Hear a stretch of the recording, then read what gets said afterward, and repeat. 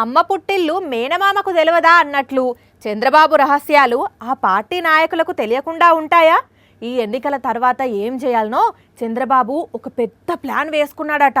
ఫలితాలు వచ్చిన మరుక్షణం ఆ ప్లాన్ని అమలు చేస్తాడట. ఈ రహస్యాలన్నీ కేశినేని నాని బయటపెట్టారు. ఎన్నికల తర్వాత ఏం జరగబోతోంది సార్? చంద్రబాబు నాయుడు టికెట్లు అమ్ముకుని ఆ డబ్బులు పోగు చేసుకుని తట్టాబుట్టా సర్దుకుని ఆయన సొంత రాష్ట్రం తెలంగాణ వెళ్ళిపోవడం ఖాయం. ఎందుకంటే ఈ 24 లాస్ట్ ఎన్నికలు. అవునా? వామ్మో, పెద్ద ప్లానే.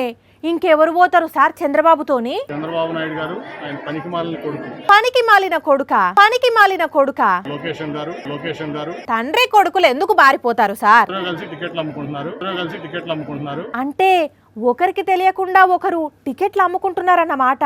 మరి ఇక్కడ వాళ్ళ పార్టీ వ్యవహారాలు ఎవరు చూసుకుంటారు సార్? రేపు ఎలక్షన్ లో టీడీపీ సెంట్రల్ ఆఫీస్ కూడా తాళా వేసి తెలంగాణ వెళ్ళిపోతారు. అంటే మొత్తం ఖాళీ చేసేసి వెళ్ళిపోతారన్నమాట. చంద్రబాబు నాయుడికి చెప్తున్నా, జగన్మోహన్ రెడ్డి గారిని చూసి సిగ్గు తెచ్చుకో.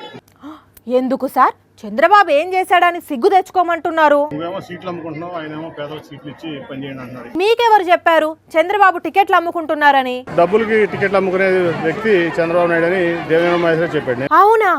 నిజమా? అన్నట్లు ఒక్కో ఎమ్మెల్యే టికెట్ కు ఎంత తీసుకుంటాడు సార్ ఆయన? దేవేంద్ర మహేశ్వరవే చంద్రబాబు నాయుడు టికెట్ అమ్మేస్తున్నాడు, మైలవరం టికెట్ 200 కోట్లు అని చెప్పాడు. వామ్మో, 200 కోట్ల! సీనియర్ నాయకుడు మాజీ మంత్రి అయిన దేవినేని ఉమా కూడా 200 కోట్లు ఇచ్చి టికెట్ కొనుక్కోవాల్సిందేనా? ఈ లెక్కన బాగానే వర్కౌట్ అవుతుంది బాబు గారికి.